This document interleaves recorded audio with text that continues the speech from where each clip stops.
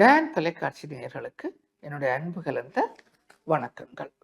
மீண்டும் ஒரு கதை வழி அறமொழி நிகழ்ச்சியினூடாக நேயர்களாகிய உங்களை சந்திப்பதில் மிக்க மகிழ்ச்சி. ஒரு நாள் ஒரு தந்தையும் மகனும் தெருவிலே விளையாடி கொண்டிருக்கிறார்கள். அந்த மகன் தன்னுடைய 3 சில்லுகளை கொண்ட மிதிவண்டியிலே, துவிச்சக்கர வண்டி என்று சொன்னால் தவறானது, 3 சில்லுகளை கொண்ட மிதிவண்டியிலே விளையாடி கொண்டிருக்கின்றான். இந்த தந்தை அவனை விளையாட விட்டு பார்த்து கொண்டு இருக்கின்றார். அந்த மகனால் அந்த மிதிவண்டியிலே நீண்ட தூரத்துக்கு ஓடி விளையாட முடியவில்லை. அந்த மிதிவண்டியின் சில்லுகளுக்கு இந்த கல்லு டயர் என்று சொல்லப்படுகிற டயர் தான் பொருத்தப்பட்டிருக்கின்றது. அந்த கல்லு டயர் என்று சொல்லுற டயர் எவ்வாறு இருக்கும் என்று சொன்னால், அதனுள்ளே இந்த டியூப் இருக்காது, காற்று இருக்காது. கல்லு டயர் என்று சொல்வது வெறுமையாக ஒரு டயராக இருக்கும். அந்த மிதிவண்டி கொஞ்சம் உருளுவதற்கு கடினமாக கஷ்டப்பட்டுத்தான் உருண்டு கொண்டு இருக்கின்றது. தன்னுடைய மகன் மிகவும் கஷ்டப்பட்டு விளையாடுவதை இந்த தந்தை நீண்ட நேரம் பார்த்து கொண்டிருக்கின்றார். அவருக்கு மனதுக்கு கஷ்டமாக இருக்கின்றது. நான் எவ்வளவு செல்லமாக என்னுடைய மகனை வளர்க்கின்றேன். அவன் ஆசைப்பட்டு கேட்டதற்காக நான் ஒரு 3 சில்லு மிதிவண்டியை வாங்கி கொடுத்திருக்கின்றேன். ஆனால் அவனால் அந்த மிதிவண்டியிலே விளையாட முடியவில்லை. இந்த கல்லு டயர் அவன் இலகுவாக இந்த மிதிவண்டியை செலுத்துவதற்கு உதவுவதாக இல்லை என்ற எண்ணம் அவரது மனதிலே ஏற்படுகின்றது. அன்றைய தினம் அவர் அந்த மகனுடன் விளையாடிய அந்த விளையாட்டை நிறைவு செய்து தன்னுடைய வீட்டிலே ஓய்வுக்காக செல்கின்றார். இந்த ஓய்வுக்கு சென்று இரவு நேர உணவு எல்லாம் அருந்திய பின்னர் இவர் தூக்கத்துக்கு சென்றால் இவருக்கு தூக்கம் பெறுவதாக இல்லை. தன்னுடைய மகன் இவ்வாறு கஷ்டப்படுவது போலத்தானே ஏனையவர்களும் கஷ்டப்படுவார்கள். மிதிவண்டியை வைத்து விளையாடுபவர்களாக இருக்கலாம், அல்லது இந்த கல்லு டயரை கொண்ட மிதிவண்டியை பயன்படுத்துபவர்களாக இருக்கலாம். ஏனையவர்களும் இவ்வாறு தானே கஷ்டப்படுவார்கள். இதற்கு என்ன தீர்வு காணலாம் என்று அவர் இரவிரவாக சிந்தித்துக் கொண்டிருக்கின்றார். அன்று இரவிலே அவருக்கு அதற்கான ஒரு தீர்வை கண்டுபிடிக்க முடியவில்லை. உறங்கி போகின்றார். ஆனால் மீண்டும் மீண்டும் அந்த சிந்தனை தான் அவரது மனதிலே தோன்றுகின்றது. என்னுடைய மகனின் இந்த முச்சக்கர வண்டியை இலகுவாக செலுத்துவதாக இருந்தால் நான் என்ன செய்ய வேண்டும் என்று யோசிக்கின்றார்.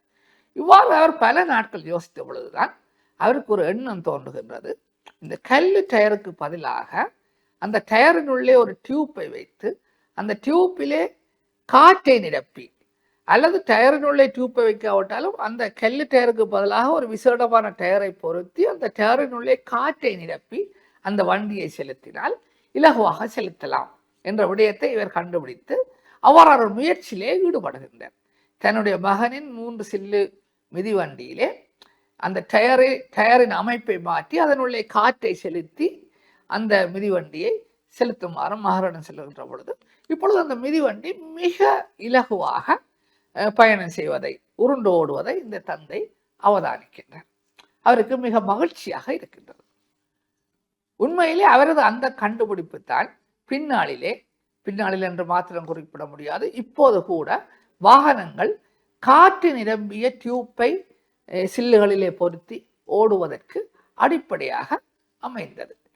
அவ்வாறான அந்த வியத்தகு கண்டுபிடிப்பை செய்த மனிதர் இந்த வாகனத்துக்கோ அல்லது பொறியியலுக்கோ தொடர்பில்லாத ஒருவர். அவர் ஒரு மிருக வைத்தியராக இருந்த அந்த சிறுவனின் தந்தை தான் இந்த காற்றடைத்த டியூப்பை பயன்படுத்தி வாகனங்களை செலுத்த முடியும் என்பதற்கான ஆரம்ப சிந்தனையை சிந்தித்தவர். அதற்கான ஆரம்ப முயற்சியாக தன்னுடைய 3 வயது மகனின் மிதிவண்டியின் சில்லுகளிலே காற்றை அடைத்து பரிசோதித்து பார்த்தவர்.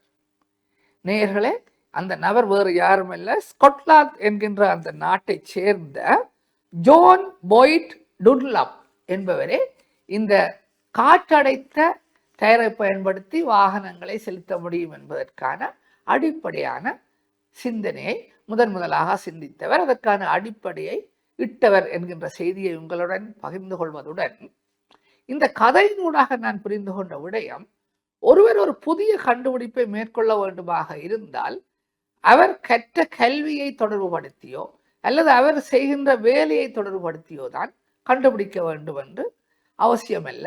அவரது சிந்தனை சரியாக வேலை செய்தால் தனக்கு தொடர்புபடாத துறையில் கூட அவரால் சாதிக்க முடியும் என்கின்ற விடயத்தை தான் இந்த கதையினூடாக நான் புரிந்து கொண்டேன். கதை என்று சொல்ல முடியாது, இந்த உண்மை சம்பவத்தினூடாக நான் புரிந்து கொண்டேன். ஒரு மிருக வைத்தியரால் ஒரு வாகனத்துக்கான பயணத்துக்கான இலகுவான ஒரு வழியை கண்டுபிடிக்க முடிந்திருக்கின்றது. எனவே நாங்கள் ஒவ்வொருவரும் எங்களது சிந்தனைகளை சரியாக பயன்படுத்துவோமாக இருந்தால் பல்வேறு புதிய கண்டுபிடிப்புகளை எங்களாலும் மேற்கொள்ள முடியும் என்கின்ற விடயத்தை தான் இந்த சம்பவத்தினூடாக நான் புரிந்து கொண்டேன். மீண்டும் ஒரு கதை வழி அறமொழி நிகழ்ச்சியினூடாக நேயர்களாகிய உங்களை சந்திக்கும் வரை உங்களிடமிருந்து விடைபெற்றுக் கொள்கின்றேன். நன்றி, வணக்கம்.